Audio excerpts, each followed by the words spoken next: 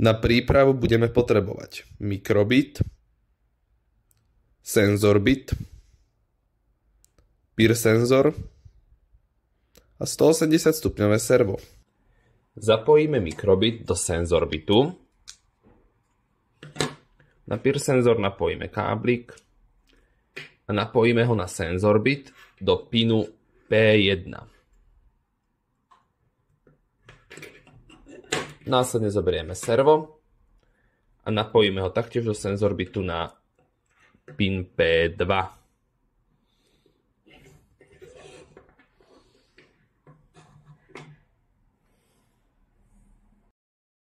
Vytvoríme program, v ktorom nadstavíme, aby PIR senzor detekoval našu prítomnosť alebo neprítomnosť v sprche a ak detekuje, že v tej sprche sme, tak aby spustil vodu otočením serva, následne počkal 2 sekundy a ak sa už v sprche nenachádzame, servo naspäť otočil a vodu zastavil.